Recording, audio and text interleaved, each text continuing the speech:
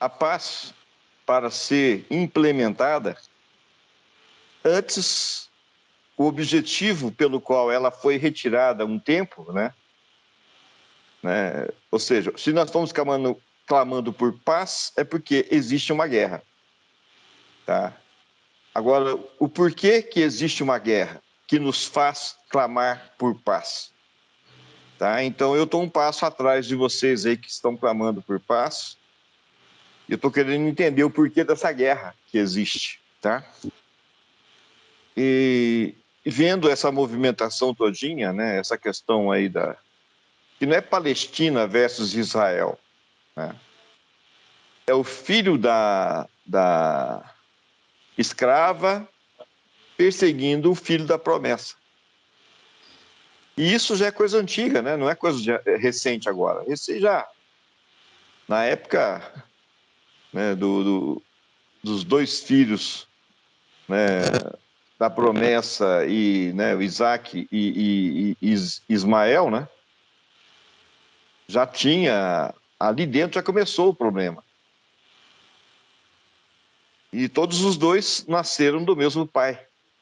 O que acontece? E a promessa foi dada para o pai dos dois, né, para Abraão.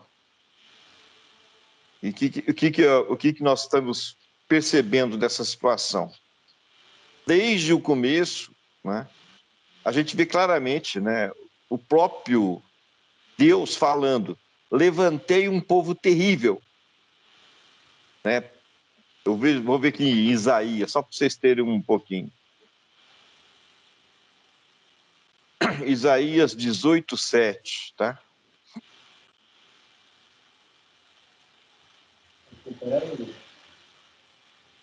Naquele tempo será levado um presente ao Senhor dos Exércitos, por um povo de homens altos e de pele brunida, povo terrível, de perto e de longe, por uma nação poderosa e esmagadora, cuja terra os rios dividem, ao lugar do nome do Senhor dos Exércitos, ao Monte Sião. Aí começa no outro capítulo, né? Sentença contra o Egito. E começa a falar um tanto de situações aqui. Depois vocês podem ler, tá? Eu só quero também trazer uma percepção aqui para vocês do momento. Né? A gente está falando tanto, né, da realidade e da verdade. Tá? A verdade é essa: a paz de Cristo vai se estabelecer sobre todo o mundo, e eu não tenho dúvida disso. A verdade é essa: que todo joelho se dobrará e toda língua confessará. Tá? Até que a verdade se cumpra, existe a necessidade de nós analisarmos a realidade. E a realidade está muito forte, porque tem um povo terrível trazendo dissensões, guerras, dissabores, problemas, caos, entende? E esse povo terrível está bem claro aí que são, para mim, os muçulmanos, tá? E o islamismo. Porque nem como é que fala? Nem o pessoal da lei mosaica, nem o pessoal do Islã, nenhum dos dois povos confessam Cristo como seu Senhor e Salvador. Tá? Nenhum dos dois fazem isso. O que acontece? E um está devorando o outro e o outro está devorando um.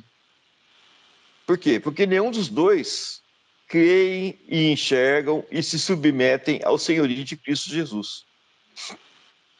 Agora, o que acontece? A gente fala: não, a nossa igreja faz isso, a nossa igreja resolve isso, a nossa igreja confessa isso. Tá? Intimamente, há pouco tempo que nós estamos experimentando Cristo da maneira que nós estamos experimentando. Tá? Então, quer dizer que nós não experimentávamos antes? Não, eu não estou falando isso. Estou falando que nós experimentávamos superficialmente. E nós estamos hoje experimentando profundamente Cristo. Mesmo assim, nós sabemos que nós nem começamos a andar na plenitude do senhorio de Cristo. Nós estamos aprendendo ainda. Tá? Nós estamos ainda buscando essa situação. E isso é uma verdade para nós. Nós estamos sabendo claramente o que nós queremos em Cristo Jesus e estamos buscando ser a expressão exata do seu ser, né? Nós vimos algumas medidas, né? A estatura de varão perfeito, né? Que nós, em Cristo, já achamos, já nos vemos nela, que é a estatura de Adão, né?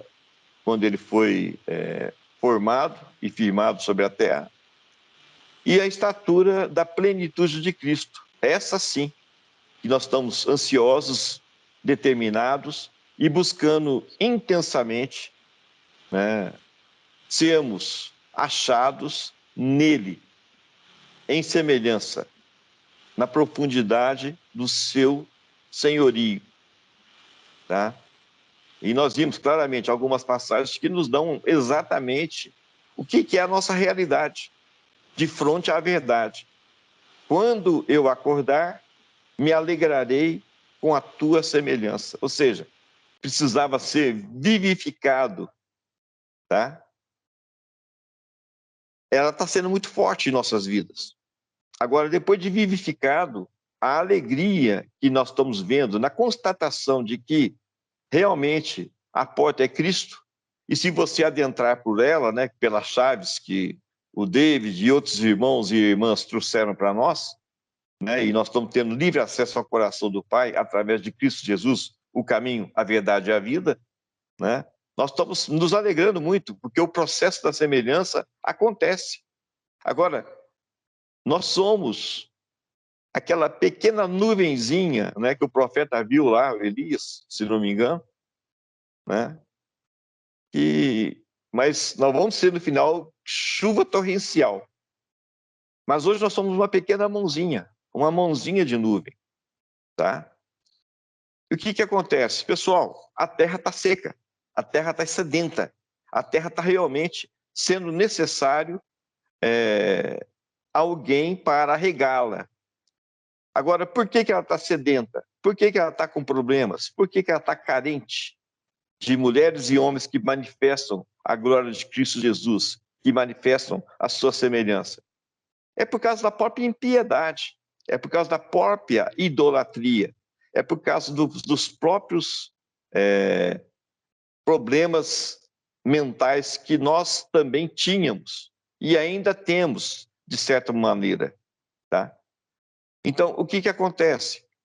Enquanto não se retirar toda essa idolatria que existe sobre a face da terra, enquanto estiver ainda claramente, né, o islamismo, né, como religião de bilhões de pessoas, né, o judaísmo como religião de milhões de judeus e de bilhões de seres humanos como referência, Cristo não prospera. Aí o que acontece? Né? Se você ler em Isaías, claramente você vai ver lá que Deus fazendo uma obra de colocar egípcio contra egípcio, né? Egípcios somos todos nós que não temos Cristo, nós somos egípcios, nós somos estranhos ao corpo de Cristo, tá? Até que a gente constate tudo aquilo que nós estamos constatando nesses últimos anos aí de comunhão com o Espírito de Cristo. É Deus que está permitindo, é Yahvé que está permitindo, né? Ele criou um povo terrível para colocar o seu povo em obediência. Agora, o seu povo não são os israelitas, pura e simplesmente. Nós sabemos, né? Ele veio primeiro para as ovelhas perdidas, né? Ele é a porta, né? As ovelhas perdidas de Israel, como Jesus Cristo. Depois ele fala que ele ainda vai ver um povo que hoje não faz parte do seu aprisco, porque ele veio ministrar o aprisco dos judeus. E ele sairia para ministrar em outro aprisco, tá? E esse outro aprisco não é nada mais, nada menos que os gentios. Agora, a maioria dos gentios ainda idolatram os judeus.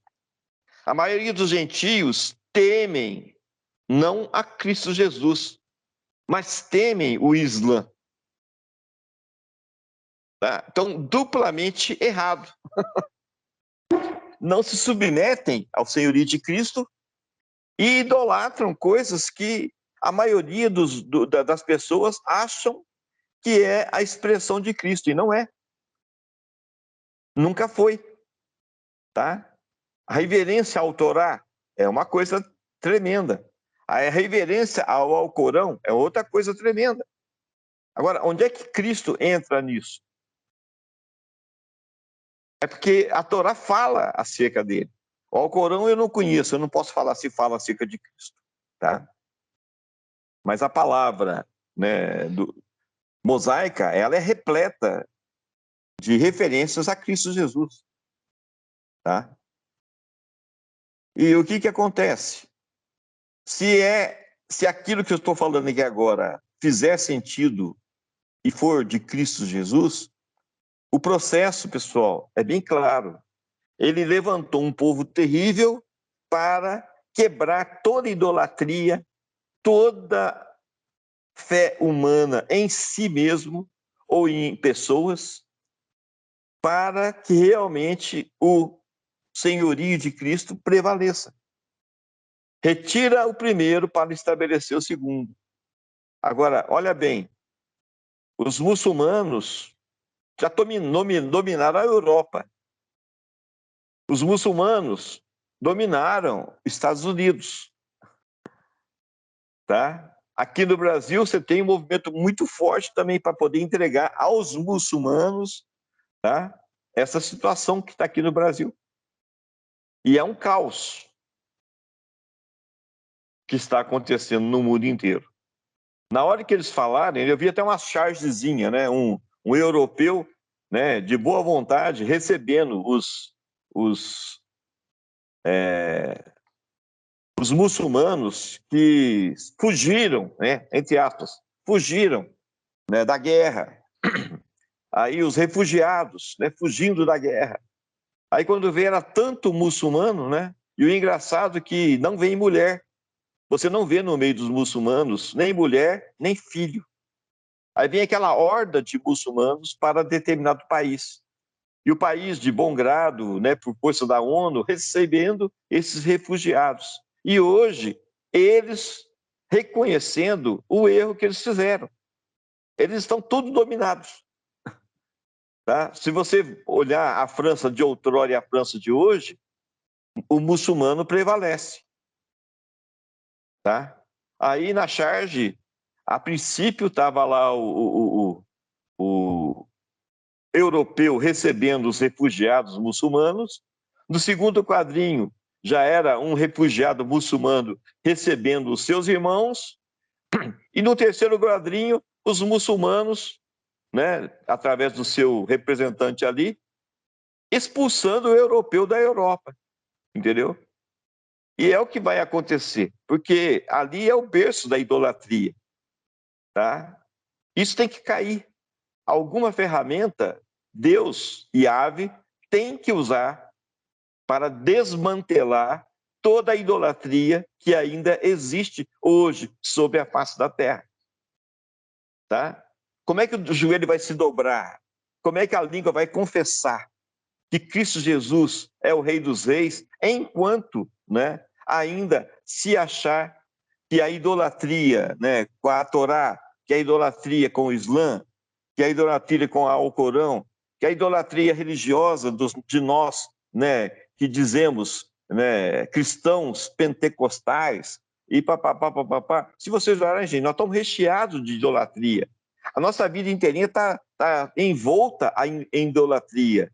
Então, alguma coisa tem que ser feito na nossa realidade para que aquilo que ainda é idolatria caia por terra, tá? Esse é o primeiro passo. O segundo passo é o seguinte: você vai ser questionado, tá? Em quem é que você crê, né? E vai vir questionamentos para você. Se você não declarar que você crê no profeta Maomé, você vai morrer. Você vai ser colocado. Alguns de nós vão ser colocados diante desse impasse. Aí você vai ter escolha. Você se declara que você reconhece Maomé, ou você vai declarar que você tem Cristo Jesus no seu coração? Tá? É uma pergunta que eu tenho feito em mim, tá? Eu tenho falado aqui em Varginha. Como eu falei para vocês, pode ser uma doidura, tudo isso que eu estou falando aqui. Pode também não ser, tá? Mas uma coisa é certa, que nós ainda estamos envolvidos em idolatria mundana, chula, baixa, corrupta. Sim, nós estamos, tá? E eu estou vendo claramente esse movimento muçulmano, nada mais, nada menos do que uma ferramenta na mão de ave para libertação dos cativos que ainda estão sob, né, o domínio dessa idolatria religiosa, perniciosa, corrupta que nós temos hoje sobre a face da terra. Então vai ser uma limpeza, tá certo? E quando você for questionado, né, eu oro e declaro a paz de Cristo no seu coração, para que você tome a decisão correta de verbalização, né, que você tem o Cristo, o Filho do Deus vivo, como a tua referência, que você é nada mais, nada menos que a expressão exata do ser que Cristo é. Que você verbalize isso diante de principados e potestades, diante de autoridades mundanas, diante de autoridades religiosas, corruptas, maculadas, cheia de nódoa, cheia de coisas humanas envolvendo-as. Que você tenha diante deles a convicção do senhorio de Cristo em sua vida. E nada você temer, porque você tem a Cristo. Aí, eu já estava falando com o Paulo de Varginha, né, e estou aprendendo muito com o Paulo da Bíblia. Né? O que ele falou? Gente, o viver é Cristo. Enquanto eu viver, eu quero ser a expressão de Cristo. Agora, se colocarem diante de mim a escolha, ou você escolhe o Islã ou morre, ou você escolhe a Torá ou morre, ou você escolhe, né? Porque os israelitas falam bem claro, se você não estar junto com eles, ou seja, se você não confessar a fé na Torá como um judeu, você é inimigo deles. É a declaração dos judeus. E a mesma declaração dos muçulmanos. É a mesma coisa. Então, nós, de novo, estamos diante de um dilema. Quem é o Senhor da sua vida? Quem é realmente a revelação viva que você tem no seu coração? E olha, eu espero que não haja nenhum temor no seu coração, nenhuma dúvida. É o que eu tenho trabalhado em minha vida. Então, eu já estou declarando diante do coração de vocês, tá? Cristo é o Senhor da sua vida. Você vivencia Cristo, você experimenta Cristo.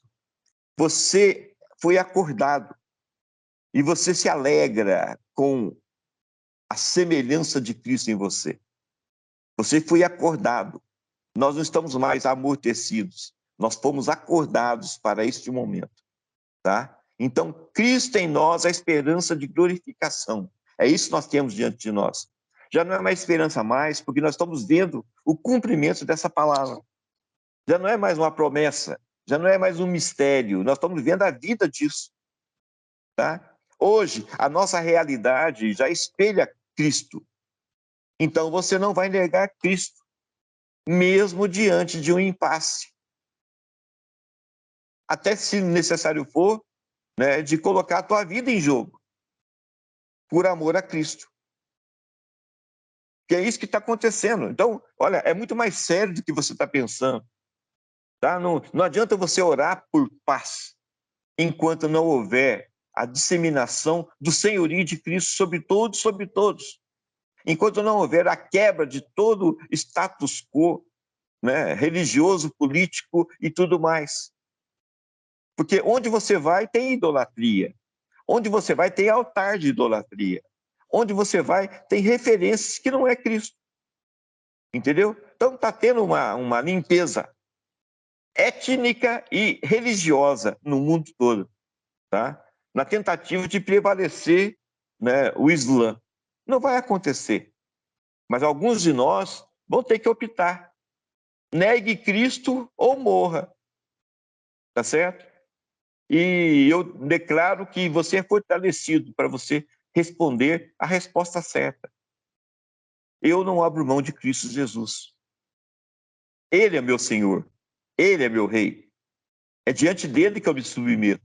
É diante dele que eu me prostro. É diante dele que eu me ajoelho. Entendeu? Então nós já somos o cumprimento da palavra final de El Elyon. Todo joelho se dobrará e toda língua confessará que Cristo Jesus é o Senhor dos senhores e Rei dos reis. Percebe? Então eu estou orando por guerra, gente. Eu estou orando para que a coisa cheire de chouriço mais grosso, que a coisa fique feia mesmo, entendeu? Porque tem que cair por terra todo espírito de idolatria que existe sobre o mundo. Então, não estou orando por paz, estou orando por guerra, entendeu? E começando nesse território que sou eu aqui, que é quem vos fala aqui agora, tá certo? Começando aqui no meu coração. Não pode existir nenhuma raiz de amargura, nenhuma raiz de idolatria, nenhuma raiz de religiosidade, nada. Então eu estou em guerra dentro do meu território, que é o meu ser, entendeu? E aqui eu estou lutando contra eu mesmo para que prevaleça o senhorio de Cristo Jesus em minha vida.